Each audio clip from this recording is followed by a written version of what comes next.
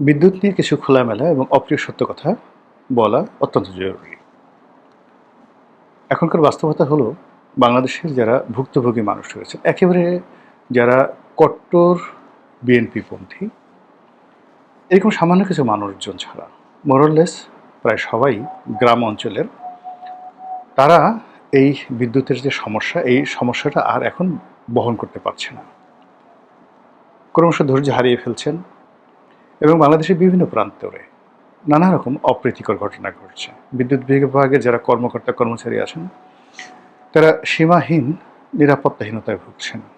Telephone করে তাদেরকে গালাগাল করা হচ্ছে, অনেক জায়গাতে বিদ্যুৎ অফিসগুলোতে হামলা করার চেষ্টা করা হচ্ছে এবং বিদ্যুৎ বিভাগের বিভিন্ন লোককে টেলিফোন করে ডেকে নিয়ে তাদেরকে বেঁধে রাখা হচ্ছে, আটকে রাখা হচ্ছে উইদিন দ্য অর্গানোগ্রাম। অর্থাৎ বিদ্যুৎ বিভাগের কর্মকর্তাদের মধ্যে ধরেন general manager, DGM, AGM, operator, lineman, তাদের মধ্যে সম্পর্ক নষ্ট হয়ে যাচ্ছে। জনগণকে সামাল দেওয়ার জন্য দেখা যাচ্ছে যে তারা বিভিন্ন তথ্যপত্র গোপন রাখছে এবং বেশ কয়েকজন সিনিয়র কর্মকর্তার বিদ্যুৎ বিভাগে তাদের যে বক্তব্যগুলো, সেগুলো ইন্টারনালি যে সকল বক্তব্যগুলো টেলিফোনে হয়েছে, সেই বক্তব্যগুলো এখন রীতিমতো ইন্টারনেটে ভাইরাল।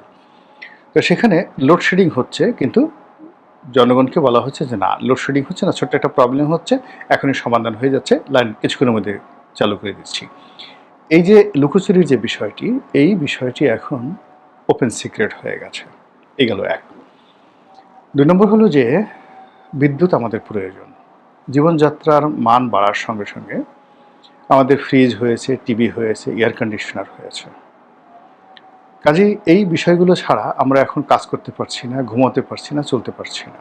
এবং এটা একদিন ২ দিন নয়, যখন এটা ক্রমাগত আমাদের জীবনে এই বিদ্যুতের সমস্যাগুলো তৈরি হচ্ছে, তাহলে যারা এই ফ্রিজে মাংস রেখেছেন, বাজার থেকে কিনে এনেছেন, যারা বরফের ব্যবসা করছেন, তারপরে যারা যাকে বলা হয় এয়ার কন্ডিশনের মধ্যে ঘুমিয়ে সারাদিন কাজ করেন, এই অভ্যাসগুলো হয়তো ২০ বছর আগে ছিল না, কিন্তু এগুলো আমাদের এখন অস্থি মজ্জায় মিশে গেছে। ফলে আমাদের যে জাতীয় উৎপাদন, আমাদের চিন্তা, আমাদের কর্ম, আমাদের প্রেম, ভালোবাসা, সব কিছুর সঙ্গে আসলে বিদ্যুৎ সংযুক্ত হয়ে গেছে। এর বাইরে বিদ্যুৎ কেন্দ্রিক যে সমস্ত শিল্প কলকারখানা রয়েছে, ধরুন আমাদের বাংলাদেশে এখন এয়ার কন্ডিশনিং, ফ্রিজ, বৈদ্যুতিক সামগ্রী, ফ্যান সবই তৈরি করার জন্য নিজস্ব ফ্যাক্টরি আছে। এগুলো মানে তারা যে উৎপাদন করবে, বিকজ বিক্রি বাট্টা হচ্ছে না, আবার এগুলো যে তারা চালাবে, উৎপাদন করবে, সেই উৎপাদন করার জন্য বিদ্যুৎ নাই। অন্যদিকে আমাদের যে কমার্শিয়াল প্রজেক্টগুলো রয়েছে, মিল, কল কারখানা, শিল্প, দোকান পাট, মার্কেট, বিপণী বিতান, এগুলো এখন আমরা মানে ঠিকমতো চালাতে পারছি না। ফলে ওখানে যে লক্ষ লক্ষ মানুষের কর্মসংস্থান হুমকির মুখে পড়েছে। যাদের সামর্থ্য আছে তারা ডিজেল দিয়ে জেনারেটর চালিয়ে হালকাভাবে হলেও পরিস্থিতি সামাল দেওয়ার চেষ্টা করছেন। তাদের সংখ্যা শহরে ধরুন বড় মার্কেটগুলো আছে বা বড় বিপণী বিতান বা যে সকল রেসিডেন্সিয়াল প্রজেক্ট রয়েছে, যারা খুব ধনী, তারা হয়তো এই জিনিসগুলো সামাল দিতে পারছে আংশিকভাবে। কিন্তু ঢাকা শহরের ১,০০০টা বিল্ডিংয়ের মধ্যে একটা বিল্ডিংয়েও মানে পরিপূর্ণভাবে জেনারেটর সাপোর্ট দেওয়ার মতো, ৪ ঘন্টা ৫ ঘন্টা জেনারেটর সাপোর্ট দেওয়ার মতো এরকম পরিস্থিতি নেই। অর্থাৎ আধুনিক কিছু বিল্ডিংয়ে তারা সেখানে হয়তো বড় জেনারেটর তৈরি করেছে, কিন্তু বেশিরভাগ বিল্ডিংয়ে দেখা গেল আইপিএসে চলছে, সোলারে চলছে, বা জেনারেটর দিয়ে চালানো হচ্ছে একটা বাল্ব, একটা লাইট, একটা ফ্যান এবং লিফট চালানোর জন্য। ফলে পুরো শহরে যেখানে লোডশেডিং হচ্ছে, সেখানে গ্রামে বা জেলা শহরগুলোতে যা কিছু হচ্ছে, সেখানে একটা রীতিমতো জাতীয় ফ্রাস্ট্রেশন তৈরি হয়ে গেছে। এই কষ্ট, এই দুঃখ, এই বেদনা সরকারে যারা আছেন তাদের অন্তরের অন্তঃস্থল থেকে এটা বুঝতে হবে, অনুধাবন করতে হবে। আপনি আমার আত্মীয় মারা গেছেন বা আমার বাবা মারা গেছেন, এখন আমি এই কষ্ট আমি ভুলতে পারবো না। এখন আমি কাঁদছি, আমি কষ্ট পাচ্ছি, কিন্তু আমার বাবার সঙ্গে আপনার একটা লেনদেন ছিল, শত্রুতা ছিল। আপনি এসে বলেন যে মরছে ভালো হয়েছে, শয়তানটা জাহান্নামে যাক। আমার কান্না বন্ধ করে আমার প্রথম কাজ হবে আপনার মাথায় একটা বাড়ি দেওয়া, এবং এই ঘটনা কোনো পাগলও করে না। এখন বাংলাদেশের যে সমস্যাগুলো হচ্ছে, প্রথম হলো এই সমস্যাগুলো স্বীকার করে নেওয়া, জনগণের প্রতি সহানুভূতি প্রকাশ করা, এবং যারা খুব ভালো কথা বলতে পারে, মানুষকে মোটিভেট করতে পারে। যেমন বিএনপিতে এই মুহূর্তে আসলে কথা বলার মতো সালাউদ্দিন সাহেব ছাড়া আর কোনো ব্যক্তি নাই যার কথা শুনলে মানুষ বিরক্ত না হয়ে যার কথা যাকে বলা হয় অনুসরণ করে। সালাউদ্দিন সাহেব আছেন, মির্জা ফখরুল সাহেব আছেন, তারপর ইভেন এই যে এখন মেজর হাফিজ আছেন, তারা এই 4-5 জন লোক আছেন বিএনপিতে যাদের কথা শুনলে মানুষ অ্যাটেন্টিভ হয়, অ্যাটলিস্ট রাগ হয় না। কিন্তু এর বাইরে বিএনপিতে অনেক ননসেন্স তৈরি হয়ে গেছে যারা প্রতিনিয়ত নুইসেন্স তৈরি করছে, এমন সব কথাবার্তা বলছে যে কথাগুলোর সঙ্গে বাস্তবতার মিল নেই, যে কথা শুনলে মেজাজ গরম হয়ে যায়, মাথা ঠিক রাখা যায় না। তো সেই কথাগুলো যেন এই মুহূর্তে বলা না হয়, এটি হলো একটা প্রথম বিষয়। দ্বিতীয় যে বিষয়টি হলো, স্বয়ং প্রধানমন্ত্রী থেকে শুরু করে যারা বিদ্যুৎ মন্ত্রী আছেন, বিদ্যুৎ বিভাগের দায়িত্বপ্রাপ্ত লোকজন ছাড়াও সরকার অন্য গুরুত্বপূর্ণ যে সকল মুখপাত্র আছেন, এগুলো মানে এদের অনেকেই জনপ্রিয়তা হারিয়ে ফেলেছেন। এদের সবারই এক একটা করে কারো নাম চাটা, কারো নাম পাঠা, কারো নাম ঠাটা, এরকম আলটিমেটলি বাজে বাজে নাম হয়ে গেছে।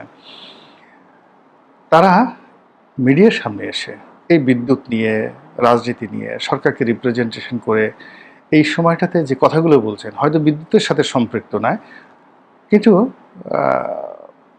মুক্তিযুদ্ধের সাথে সম্পৃক্ত। মুক্তিযুদ্ধের সাথে সম্পৃক্ত নয়, কিন্তু দেখা গেল যে ব্যাংকিং ব্যবস্থার সাথে সম্পৃক্ত। মানে যেহেতু আমাদের আরও 10টা সমস্যা আছে, আমার হাতে ফোড়া হয়েছে, তো আমি ফোড়ার যন্ত্রণায় কাতরাচ্ছি, ওই সময় যদি আপনি এসে ফোড়ার উপরটা সুরসুরি দেন, মেজাজটা কেমন লাগে?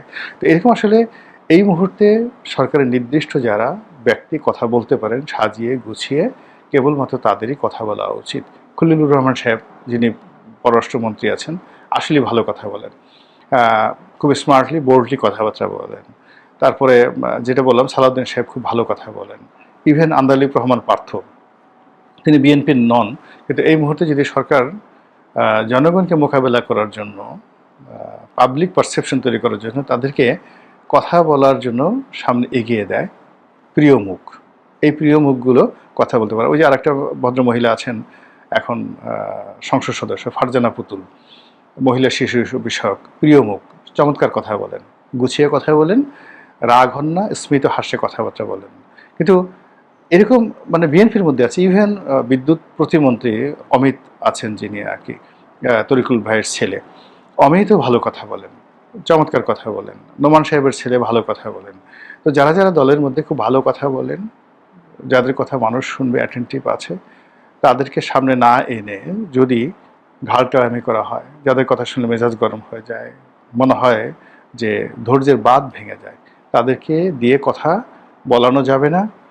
তাদেরকে এই মুহূর্তে কথা বন্ধ করাতে হবে, তাদেরকে দিয়ে, আদারওয়াইজ কোনো পরিস্থিতি নিয়ন্ত্রণ করা যাবে না। ধরুন আজকের এই সমস্যাটা তো একদিনে হয়নি, এটা তো সত্য কথা। আমাদের চাহিদাটাও একদিনে হয়নি, আমাদের সমস্যাগুলো একদিনের নয়, এই বাস্তবতা সবাই বুঝি। কিন্তু যদি কেউ বলে যে 16 বছরে এই সমস্যা হয়েছে, 16 বছরে যে সমস্যা আওয়ামী লীগ জমানাতে হয়েছে, আমরা 16 মাসে এই সমস্যার সমাধান করতে পারবো না, এই কথা শুনলে মানুষ যদি বলে যে বেটা 16 বছর আওয়ামী লীগ চালিয়েছে, তখন তো আমরা এই সমস্যাগুলো দেখিনি, আর তারা যাওয়ার সঙ্গে সঙ্গে সব সমস্যা একেবারে তোমার মাথার উপরে এসে ভেঙে পড়েছে, তাহলে কি উত্তর দেবেন বলেন তো? আওয়ামী লীগের জমানাতে আমরা শুনেছি চুরি হয়েছে, দেখেছি, সব কিছু হয়েছে, কিন্তু সমস্যা তো হয়নি। মানুষজন তো ইন ডিটেলসে যাবে না, কত টাকা চুরি হয়েছে, কোন প্ল্যান্ট থেকে কত টাকা মেরেছে, কত টাকা বিদেশে পাচার হয়েছে, এটা মানুষ যখন স্বাভাবিক থাকে, মানে আপনি এখন বিদ্যুৎ প্রকল্প স্বাভাবিক করে দেন, সব কিছু করে দেন, তখন মানুষ এগুলো নিয়ে চিন্তা ভাবনা করবে। যখন ক্রাইসিস শুরু হয়ে যায়, তখন বলে যে ওইটাই ভালো ছিল, সোর্স ছিল তাও ভালো ছিল, আমাদের তো এইভাবে নির্ঘুম রাত কাটাতে হয় নাই। কাজেই এই বাস্তবতাগুলো বুঝতে হবে। দ্বিতীয় যে বিষয়টি, সেটি হলো কোনো নেতা কখনোই দায়ভার অন্যের ঘাড়ে চাপায় না, কখনোই অন্যকে ব্লেম করে না। সে শুধু বলে যে আমার এই সমস্যাগুলো আছে, এই সমস্যা জেনে আমি দায়িত্ব গ্রহণ করেছি, আমি এই সমস্যাগুলো সমাধান করব এভাবে, দিস ইজ মাই প্ল্যান, এটা আমার পরিকল্পনা। এই গেল এক। 2 নম্বর হলো যে আমি এমনি ক্ষমতা নিয়েছি না বুঝে, কিন্তু আমি দেখছি যে আমার এই সমস্যা সমাধান করার কোনো যোগ্যতা নেই, আই ক্যানট ডু ইট, আমি এটা চালাতে পারবো না, অতএব আসসালামু আলাইকুম, আহলান ওয়া সাহলান, না বলে বলেন আলবিদা, আলবিদা, চলে গেলাম। এটা হলো পৃথিবীর বড় বড় রাষ্ট্রনায়কদের কর্মকাণ্ড। আচ্ছা, নেলসন ম্যান্ডেলা যে 5 বছর রাষ্ট্র চালালেন, সে এমবিকিকে ক্ষমতা না দিয়ে নিজে তো থাকতে পারতেন, কেন তিনি চলে গেলেন? এটা নিয়ে আপনার গবেষণা করতে ইচ্ছা করে না? অথবা রবার্ট মুগাবে, জিম্বাবুয়ের, তিনি ক্ষমতা গ্রহণ করার পরে যার কাছ থেকে ক্ষমতা নিলেন সেই মানুষটি 50,000, অর্থাৎ শেখ হাসিনাকে বলা হয় যে সে 1400 মানুষকে মেরে ফেলেছে। জিম্বাবুয়েতে এই ক্ষমতার যে পালাবদলটা হলো, তার ঠিক কয়েক মাসের মধ্যে 50,000 জিম্বাবুয়ের নাগরিককে মেরে ফেলেছিল সাবেক সরকার। অথচ রবার্ট মুগাবে ক্ষমতায় এসে রিকনসিলিয়েশন করে সেই লোকটিকে, অর্থাৎ যে মেরেছিল সাবেক সরকার, তাকে স্বাধীন করে দিলেন, জেলেও নিলেন না, এবং বললেন যে আমি এরকম একটা সুশাসন প্রতিষ্ঠা করব যে তুমি এই শহরে নিরাপদে ঘুরতে পারবে, একটা লোক তোমাকে টু শব্দ করবে না এবং একটা লোক বাজে শব্দ উচ্চারণ করবে না। সেই আগে যারা কলোনির মানে হোয়াইট চামড়ার মানুষ ছিল দক্ষিণ আফ্রিকার মতো, যারা জিম্বাবুয়েকে দীর্ঘদিন ধরে শাসন করত। তো এই বক্তব্য যখন তিনি বলছিলেন, জাতিসংঘে বলছিলেন রবার্ট মুগাবে, যে আমি আমার দেশে এই কাজগুলো করেছি, আমি ক্ষমতা গ্রহণ করে যে লোক আমার দলের দেশের মানুষের মধ্য থেকে খুঁজে খুঁজে 50,000 নেতৃবৃন্দ, সাধারণ জনতা নয়, যাদেরকে গুলি করে মেরেছে, তাকে আমি স্বাধীন করে দিয়েছি, এবং সে বুক ফুলিয়ে জিম্বাবুয়ের এই প্রান্ত থেকে ওই প্রান্ত পর্যন্ত ঘোরাফেরা করেছে, তার একটা ট্রু শব্দ শুনতে হয়নি, এবং একটা মানুষ কোনোদিন তাকে একটা ঢিল ছোড়া তো দূরের কথা, মুখ দিয়ে একটা বাজে শব্দ উচ্চারণ করেনি। এই কাজ কি ইউরোপ করতে পারবে?